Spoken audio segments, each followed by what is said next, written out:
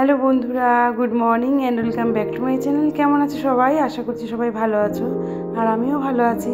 তো আজ আরেকটা নতুন সকাল, আরেকটা নতুন ব্লগ তোমাদেরকে সঙ্গে নিয়ে এখান থেকে স্টার্ট করলাম। আই হোপ আজকের ব্লগটা তোমাদের ভালো লাগবে। তার জন্য কিন্তু পুরো ব্লগে তোমাদের রয়ে যেতে হবে। আর সকাল সকাল রান্না শুরু করে দিলাম, যেহেতু তোমার কিছু গাছ, ফুল গাছ লাগাবো, তারপরে আবার আজকে একটু মেলায়ও যাব। তো সত্যি কথা বলতে বন্ধুরা, এই অনেক দিন হলো, মানে 1 মাস হয়ে গেল আমি একদমই ঠিক করে ব্লগটা দিতে পারছি না। কি বলো তো, শীতের সময়টা আর সকালবেলাটা প্রচণ্ড কাজের প্রেশার থাকে। আর মেন হচ্ছে এডিটিং করা, এডিট করেই উঠতে পারছি না যে টাইম মতন আমি ব্লগটা দেবো। আর দেখবে শরীরটাও যদি ভালো না থাকে না, তাহলে কোনো কিছুই ভালো লাগে না। একটু শরীরেও একটু মানে তোমার খারাপ, গলাটাও ঠিক নেই। এই জন্য ভাবি কি বাজে ভয়েস, বন্ধুদের কীরকম লাগবে, সেই এক মনা দোমনা করেই ব্লগটা দেওয়া হয় না। যাই হোক, তবু অনেক দিন হলো, অনেক দিন পরেই তোমাদের একটা ব্লগ দিচ্ছি। তো এর আগে তো তোমাদের সাথে শেয়ার করেছিলাম যে ফার্স্ট যেদিন আমাদের পানিপুর মেলা শুরু হয়েছিল, তো সেদিন তো দোকানপাট সেভাবে বসেনি। তো এর জন্য আজকে একটু যাব। প্রতি বছর এই 3-4 বছর ধরে দিই আমার মেয়ের জামা কাপড়, তোমার যেগুলো ছোট হয়ে যায়, বা কিছু কিছু জামা এমন আছে ওর হয়তো অনেকে দেয়, পছন্দ হয় না, সেগুলো পরে না। তো আমি সব ওখানকার যে তোমার কুটির শিল্প, যারা ওই হাতে সমস্ত কিছু তৈরি করে বেতের জিনিস, তো তাদের ছোট ছোট বাচ্চা, তাদেরকেই দিই। আর এত খুশি হয়, মানে টাকা দিলেও এই খুশি মানে পাওয়া যাবে না। তো প্রতি বছরই আমি জামা কাপড় যেগুলো দেওয়ার মতন চিন্তাভাবনা করে রাখি, তো সেগুলো কেচে ধুয়ে একটা ব্যাগ ভরে রেখে দিই। তো যেদিন যাব সেদিন নিয়ে যাব এই ভেবেই। তো ফার্স্ট 1 বছর, মানে 3 বছর আগের কথা বলছি, তো একটা ছোট্ট বাচ্চা দেখে এই ঠান্ডার মধ্যে একটা পাতলা ছেঁড়া টেপ জামা পরে আছে, 2 বছর 2.5 বছর হবে। তো আমার দেখে এতটা কষ্ট লেগেছিল। তো আমি জিজ্ঞাসা করলাম যে আমার মেয়ের বেশ কিছু জামা আছে, যে একদমই নতুন ধরতে গেলে, যদি আমি দিই তোমরা নেবে? তো খুব আনন্দের সাথে, কেন নেব না দিদি, দেবে, আমরা অবশ্যই নেব। তো তার সেই বছর থেকেই দেওয়া শুরু করেছি। তো ভগবান যদি, আমার ইচ্ছা আছে, ভগবান যদি, জানি না সুযোগ করে দেবে কিনা, যদি এরকম সুযোগ করে দেয়, একবার ইচ্ছা আছে মানে যে কজনকে আমি দিই পুরো নতুন জামা কাপড় দেওয়ারই। তো যাই হোক, সেটাও তোমাদের সাথে শেয়ার করবো, দেখবে কতটা খুশি হয় ওরা। আর এই যে ফুল গাছগুলো লাগাতে বসে পড়লাম, রান্নাটা হয়ে গেছে। তো আজকের বেশি রান্নার ঝামেলা করিনি, তোমার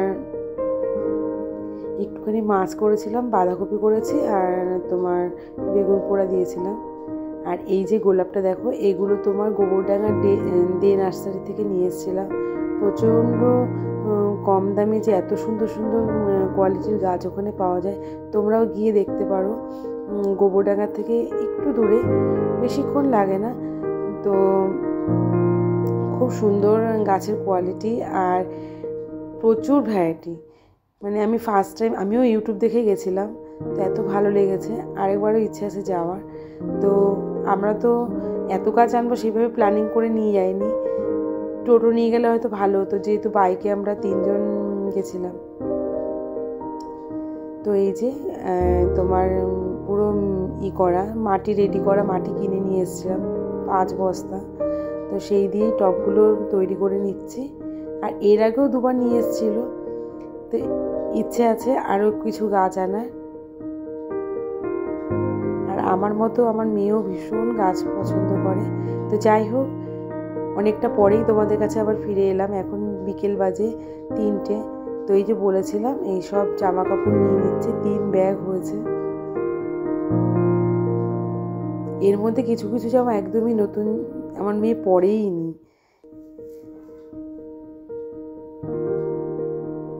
তো চলো, আবার মেলার মাঠে তোমাদের সাথে দেখা হবে। সব রেডি করে নিচ্ছিলাম।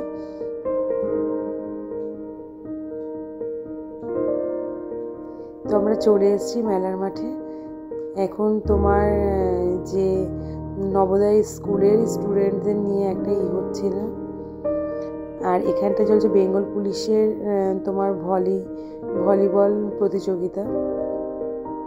তো এই ডান দিকে হচ্ছে মূল মঞ্চ, আর বাঁ দিকে যে বলেছিলাম যে 4তম বর্ষে, এটা হচ্ছে প্রদর্শনী মাঠ। তো এখানে বিভিন্ন ধরনের প্রদর্শনী তোমার করা হয়।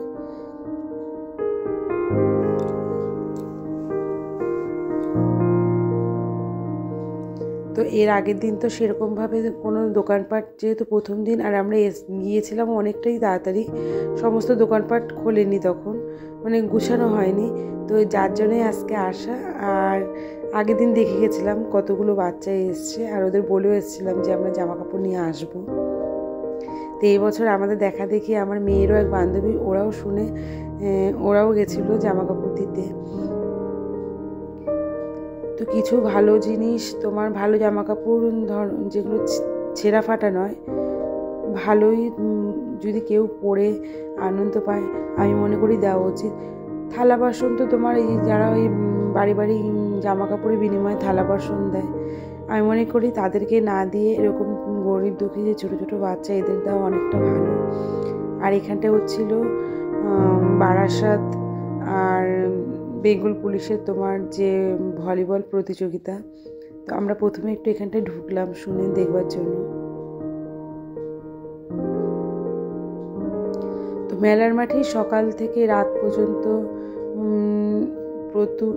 তোমার কিছু না কিছু হতে থাকে। একদিকে হচ্ছিল বাউল গান।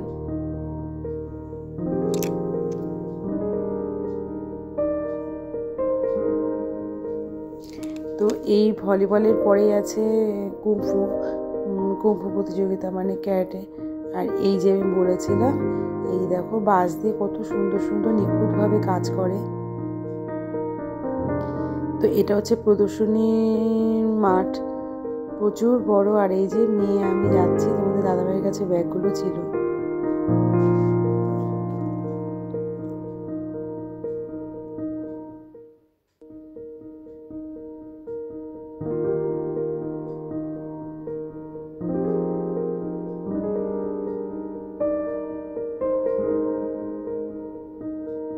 ছোট্ট ছোট্ট বাচ্চারা বাবা মাদের সাথেও তোমার করে,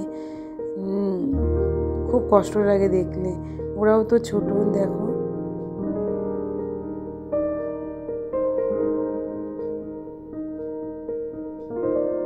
এই ঠান্ডার ভেতরে কত কষ্ট করে মা বাবার সাথেই থাকে বাচ্চারা। আর এই যে ফার্স্টেই পেয়ে গেলাম ওকে। তো জুতো দিয়েছিলাম, জুতোটা একটু বড়, আর এই পিঙ্ক কালারের পামশুটা একদমই ঠিকঠাক। তো ওকে আবার ওর ভাই হেল্প করে দিচ্ছিল।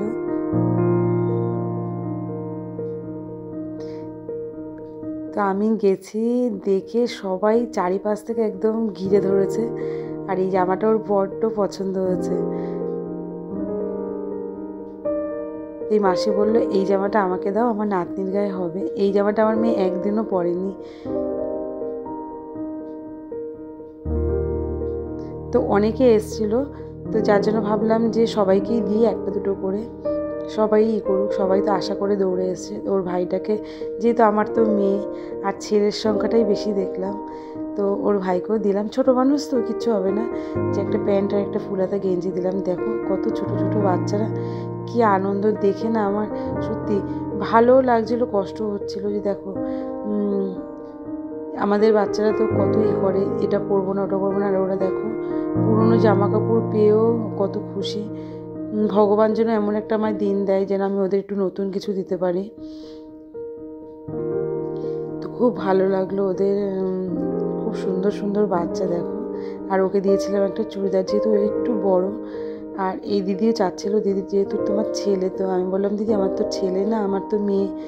তো বললো যা দেও পরিয়ে দেবো। তো একটা জিন্সের হট প্যান্ট আর একটা গেঞ্জি দিয়ে দিলাম।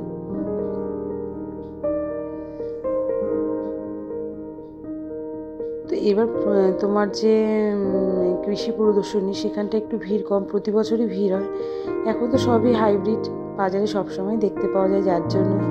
আর এবার সেরকম একটা প্রতি বছর যেরকম দেখার মতন জিনিস আসে, এবার দেখলাম সেরকম একটা কিছু আসেনি।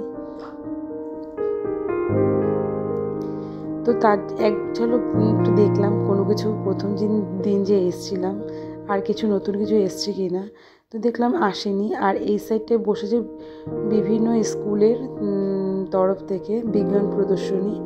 বাচ্চারা কিছু কিছু জিনিস তোমার কৃত্রিমভাবে করেছে, বানিয়েছে, তো সেগুলোই ছিল।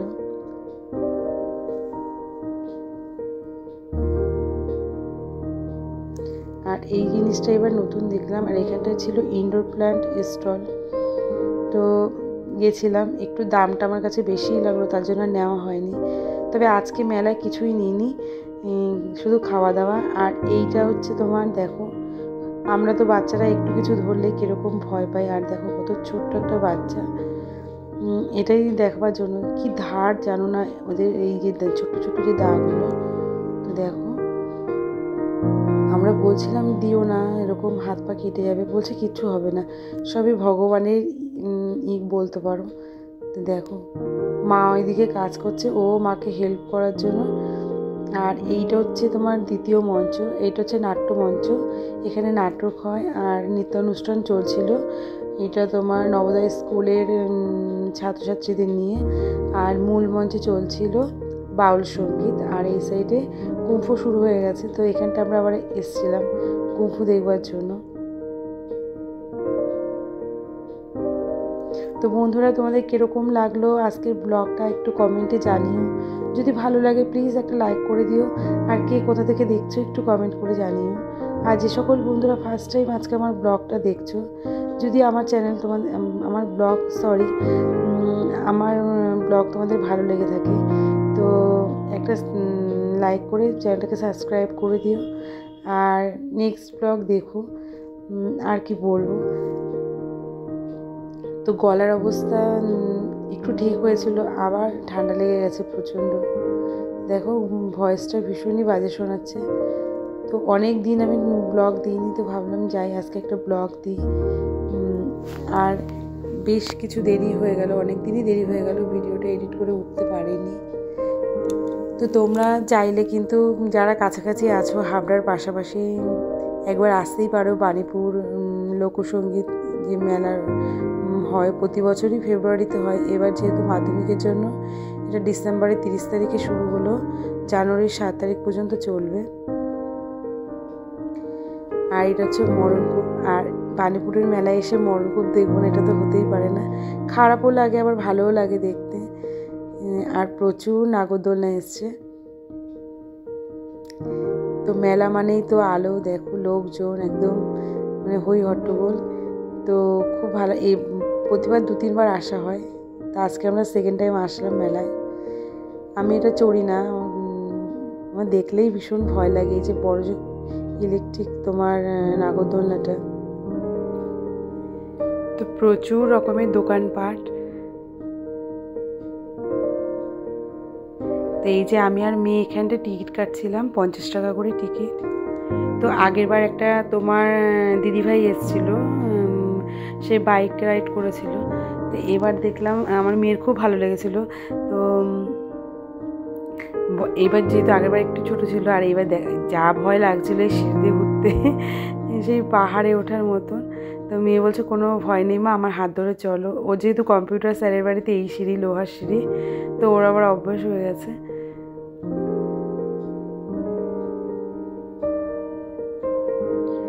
দেখো ভালো তো লাগে দেখতে, আবার কষ্টও লাগে টাকার জন্য, কতটা রিস্ক নিয়ে। তো 3টে ছিল 4 চাকা আর 3টে ছিল তোমার বাইক। আর এখান থেকে মেলার মাঠটা কি দারুণ লাগছে দেখো দেখতে।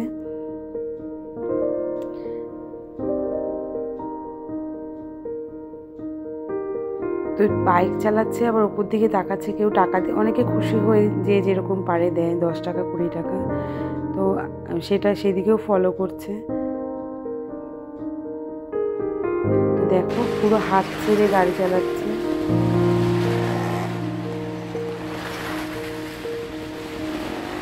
কিন্তু ভেবেই মানে কীরকম লাগে যে দেখো গোল করা, তার মধ্যে কীভাবে গাড়ি চালাচ্ছে, পুরো মনে হচ্ছে কি যে এটা একদম এই বুঝি ভেঙে পড়লো, পুরো নড়ে উঠছে আওয়াজে।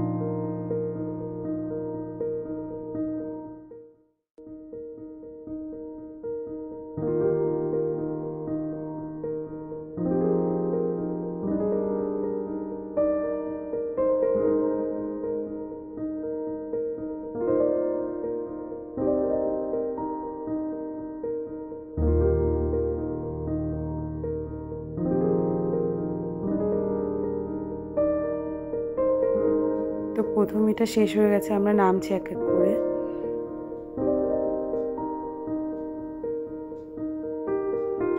তো তোমার 5-7 মিনিট করেই হয়।